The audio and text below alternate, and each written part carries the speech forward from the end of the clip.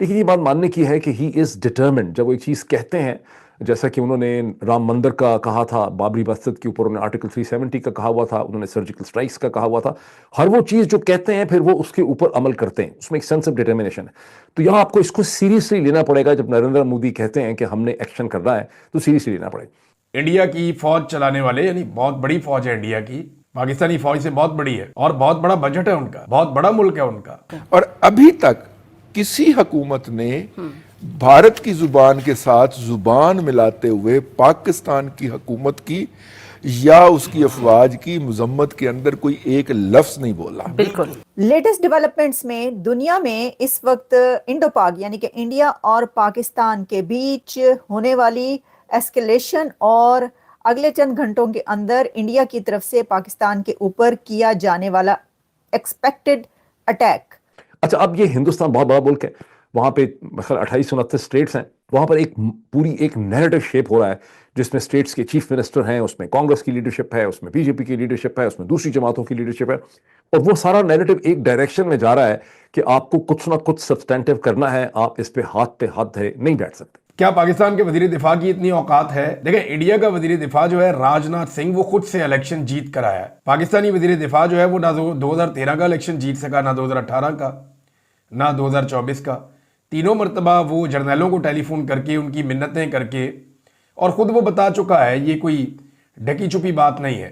Hello دوستو، نمسکار. راج سماچار میں آپ سبھی کا سواگت ہے. دوستو بھارت کو ایٹم بم کی دھمکی دینے والے پاکستان میں اب پی ایم مودی کا خوف صاف دیکھنے کو مل رہا ہے. دوستو بھارت کو ہمیشہ اپنے ایٹم بم کی گیدڑ بھبکی دینے والا پاکستان آج انڈین آرمی کی جنگی تیاری دیکھ اتنا ڈرا ہوا ہے کہ اب پاکستان اور پاکستانی میڈیا بھی بھارتی پی ایم کی اس قدر تعریف کر رہے ہیں کہ مودی جو کہتا ہے وہ کرتا ہے. مودی نے پہلے رام مندر، دھارا 370 جیسے بڑے بڑے کام کر دیے ہیں، تو اگر اب مودی نے پاکستان کو دھمکی دی ہے تو اس بار بھی مودی وہی کرے گا جو اس نے کہا ہے. تو دوستو آئیے دیکھتے ہیں بھارت سے جنگ کے خوف میں آئے پاکستانی میڈیا کی ایک اور لیٹسٹ ویڈیو. اب دنیا میں الائنمنٹس ہو رہی ہیں اس کے اوپر، کون کس کے ساتھ کھڑا ہے، اور وار ڈرمز جب بجنا شروع ہوں تو اس سے پہلے ہی الائنمنٹس ہو جایا کرتی ہیں. وہ الائنمنٹس پہلے ہی ہو چکی ہیں، لیکن اب کچھ اور کنٹریز کس کا ساتھ دیں گے.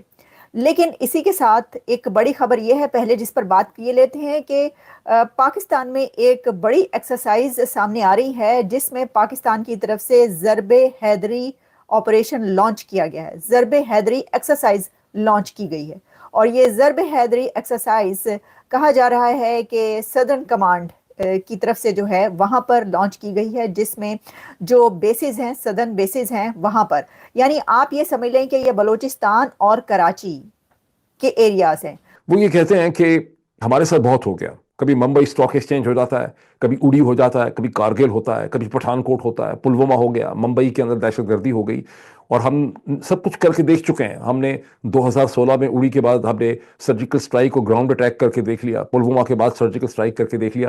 اس کا مطلب یہ ہے کہ اب ہمیں کوئی مختلف چیز جو ہے اس سٹیج کے اوپر کرنی ہوگی.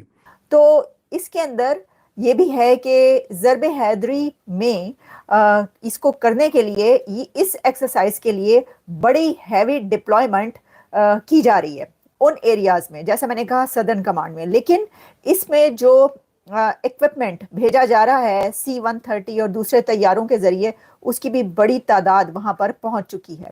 اب یہ ضرب حیدری آخر ایسی کیا وجہ ہے کہ اس کو سدرن ایریاز میں جو کیا جا رہا ہے جس میں بلوچستان اور کراچی بھی شامل ہے؟ تو دیکھیں، یہ کہا جا رہا ہے کہ یہ کراچی ہاربر کو پروٹیکٹ کرنے کا ایک طریقہ ہے، یعنی یہ کوشش یہ کی جا رہی ہے جو ایکسرسائز ہے کہ کراچی ہاربر، کراچی کی جو پورٹ ہے اس کو پروٹیکٹ کیا جائے. اب اس سے پہلے بھی ہم آپ کو یہ بتا چکے ہیں کہ بات یہ کہی جا رہی تھی کہ انڈیا کی ٹروپس نے واک کرنا شروع کر دی ہے بہاولپور کی طرف. اور پھر اب یہ کہ بار بار جو اس جنگ میں خبر آتی ہے وہ اس سے پتہ چلتا ہے کہ سندھ میں ڈپلائمنٹ ہو رہی ہے، جیسے کہ ابھی میں نے آپ کو بتایا، جس میں کہا جا رہا ہے کہ PF deployed J-10 JF-17 JF-16 aircrafts to protect Karachi port.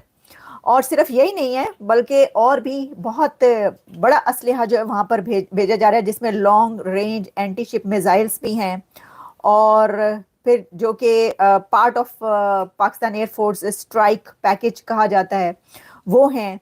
और टेंशन्स जो हैं वो जब से एस्केलेट हुई हैं तब से ही हो तो रहा है, लेकिन अब जो बड़ी तादाद में कराची, सिंध और बलूचिस्तान में को प्रोटेक्ट करने के लिए जो असलहा भेजा जा रहा है वो मैं आपको बता रही हूँ। और वो ज़रबे हैदरी जो एक्सरसाइज लॉन्च की गई है उसमें ये भेजा जा रहा है। Aircraft and ammunition moved by C-130 transport. और भी इसकी बहुत सारी खबरें हैं, लेकिन हमने ये असले कहाँ से कहाँ पहुंच रहा है इसकी खबरें, हाँ इतना ही काफ़ी है। सिर्फ इसकी जो क्रक्स है वो ये है कि पाकिस्तान इस वक्त हाई अलर्ट है। और हाई अलर्ट ऑब्वियसली इसलिए है कि इंडिया का ये पता नहीं चल रहा कि वो कब हमला करेगा, किस तरफ से हमला करेगा, कहाँ से हमला करेगा और कैसा हमला करेगा। इसकी रीज़न ये है कि भारत की भी जो मशकें नज़र आई हैं, जो एक्सरसाइज नज़र आई हैं अभी तक, वो नेवी की भी उन्होंने एक्सरसाइज शुरू कर रखी हैं। वो हैवी डिप्लॉयमेंट जो है वो एयर बेसिस पर भी हो रही है, हैवी डिप्लॉयमेंट वो जो आपकी आर्मी है उसमें भी है। तो हर तरफ से उनकी भी ड्रिल्स जारी हैं। तो इसलिए ये समझ में नहीं आ रहा कि किस तरफ से हमला होगा। देखिए ना, हमला जिसने करना होता है उसकी तरफ से जो है ये पता चलना चाहिए कि कहाँ पे होना है, तभी आप अपने उस एरिया को प्रोटेक्ट कर पाएंगे। तो उस कंट्री के लिए मुश्किल ये होती है कि जिसके ऊपर हमला होना हो कि वो कहाँ कहाँ पर प्रोटेक्ट करे। वो सिर्फ अपने कैलकुलेशंस कर सकते हैं, अंदाजे लगा सकते हैं। जो एक वॉर की स्ट्रेटजीज बनाने वाले जो अथॉरिटीज हैं वो अपने तय उसकी कोशिश कर सकते हैं, अदरवाइज ये पता नहीं चल सकता कि कहाँ से हमला होगा। जैसा कि मैंने आपको पहले भी बताया कि कहा जा रहा है कि भारत की तरफ से जो ये हमला होगा ये कोई सिर्फ एयर स्ट्राइक जैसे कि पहले बालाकोट या इस तरह की हुई वैसा नहीं होगा। ये उससे कुछ बिगर है, उससे सिर्फ कुछ बिगर नहीं बल्कि बहुत बिगर होने जा रहा है। ठीक है, अच्छा अब हम बढ़ते हैं अपनी दूसरी न्यूज़ की तरफ। और जैसा कि मैंने आपको बताया वो दूसरी खबर ये है कि कोई भी जंग जब शुरू होने वाली होती है, बल्कि शुरू क्या होने वाली होती है, अब तो जियो पॉलिटिक्स इस तरह चलती है कि कौन किसके साथ है ये पता ही होता है। अलाइनमेंट्स जो हैं वो पहले से ही हुई होती हैं। इस वक्त एक बड़ी डेवलपमेंट ये नजर आई है कि जो अफगानिस्तान है वो लगता है कि भारत के साथ मिलकर पाकिस्तान के खिलाफ लड़ेगा ये जंग। अच्छा, इसकी क्या लॉजिक्स हैं, हो सकती हैं, या ये अंदाजा क्यों है, या मैं ये एनालिसिस क्यों कर रही हूँ, इसके पीछे मैं आपको लॉजिक्स बता देती हूँ जो मुझे समझ में आती हैं। जैसे कि आप अच्छा पहले ही बात कर लेते हैं कि ये बात इस वक्त क्यों हो रही है। इंडिया का एक डेलीगेशन इस वक्त अफगानिस्तान में है। आनंद प्रकाश जो हैं, जो कि रिप्रेजेंटेटिव हैं फॉर अफगानिस्तान, पाकिस्तान और इस तरह की कंट्रीज के लिए, वो वहां पर उनकी मुलाकात हुई है अमीर मुत्तकी के साथ। अब देखें, वैसे मैंने जब ये देखा कि इसकी क्या डिटेल्स हैं तो उसमें ये कहा जा रहा है कि ये सरमायाकारी, इन्वेस्टमेंट इंडिया और पाकिस्तान के बीच, ट्रेड, इस तरह के उस पर जो है, और जो इलाकाई सूरत हाल है, यानी जो जियो पॉलिटिक्स है, ठीक है, तो जियो पॉलिटिक्स इसमें है, उसके ऊपर जो है वो टॉक्स हुई हैं। एक ऐसे वक्त में, एक ऐसी सिचुएशन में जबकि पाकिस्तान और इंडिया जंग के दहाने पर हैं, तो क्या आप सोच सकते हैं कि अफगानिस्तान जो कि अब तक पाकिस्तान का पक्का दुश्मन बन चुका है, वो पाकिस्तान को सपोर्ट करेगा? या चलें ये तो बात निकाल ही दें कि पाकिस्तान को सपोर्ट करेगा, कि वो इंडिया को सपोर्ट नहीं करेगा। अगर कोई ऐसा सोच रहा है तो उसकी बहुत बड़ी गलतफहमी है। अगर अफगानिस्तान, ये वाला इंडिया का डेलीगेशन, आप ये समझ लें कि ये डॉक्टर जयशंकर ने अपने एक बंदे को भेजा है अफगानिस्तान टॉक्स के लिए, क्योंकि अगर वो इस वक्त जाते तो ये बड़ी हलचल मच जाती कि डॉक्टर जयशंकर अफगानिस्तान पहुंच गए, इसका मतलब है कि अफगानिस्तान इंडिया के साथ मिलकर जो है पाकिस्तान पर हमला करने लगा।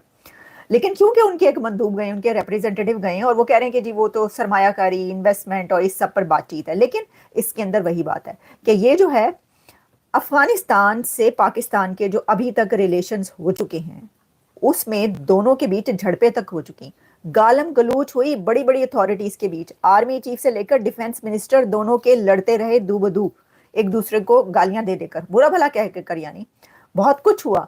और फिर झड़पें भी हुई, हमले भी होते रहे, और फिर आपने क्या किया ये होता। अब मैं आपको एक और बात बताती हूँ, बड़ी खुशियां मनाई जा रही थी, बहुत कुछ कहा जा रहा था कि देखें हमने 40 लाख अफगानी जो कि सांप बनकर जो है, जिन्होंने डसा और जो एहसान फरामोश हैं, ये कहा जा रहा था पाकिस्तान की तरफ से, उनको निकाल फेंका। अब یہ جو ہے نا غصے میں اور جذباتی ہو کر کوئی قدم اٹھانا، دیکھیں آپ نے تو ان کا ملک توڑا اور جو جہاد بہاد لڑا اس کے اندر پیسے لیے، اس کے بعد ان کو اپنے ملک میں رکھا تھا نا، ضیاء نے پیسے لے کر ان کو ملک میں رکھا تھا. اب جب ان کی جنریشن جوان ہو گئی، سب کچھ وہ ہو گیا، تو پھر آپ نے کہا کہ نہیں اب ان کو نکالنا ہے.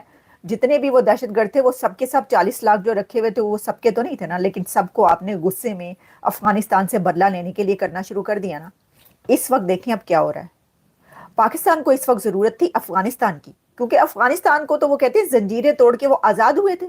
پاکستان یہ کہہ رہا تھا آپ نے اگر یہ والے سٹیپس نہ لیے ہوتے، یہ قدم نہ اٹھائے ہوتے، اور جو کچھ بے وقوفیاں، یہ ہے فورن پالیسی کا دھڑن تختہ اس کو بولتے ہیں. اچھا انڈیا وہ جو ہمیشہ سے جس کے طالبان کے ساتھ کبھی بنی ہی نہیں تھی، طالبان کے ساتھ جو بوریا بستر اپنا ایمبیسی بند کر کے چلے گئے تھے جب طالبان کی حکومت آئی تھی، اور دوسری طرف خوشیاں منائی جا رہی تھی، گانے گائے جا رہے تھے، شادیاں بجائے جا رہے تھے، اور جب ہم نے اس کے اوپر لکھا تو ہمارے پیچھے پڑ گئے، تھریٹس ملنی شروع ہو گئی کہ کیوں لکھا کہ بھئی افغانستان کی جو حکومت آئی ہے اس کو لانے والے ہم ہیں، طالبان بنانے والے ہم ہیں، اور زنجیریں توڑ کے آزاد ہو گئے ہیں، کیوں آپ مخالفت کر رہے ہیں. اب آپ کو پتہ چلا کہ ہم اس جو سٹینڈز تھا آپ کا اس کی مخالفت کیوں کر رہے تھے. ابھی آپ دیکھ لیں کیا ہو رہا ہے آپ کے خلاف. اب جو جنگ ہے یہ جنگ اب ایک طرفہ نہیں، دو طرفہ نہیں، یہ کئی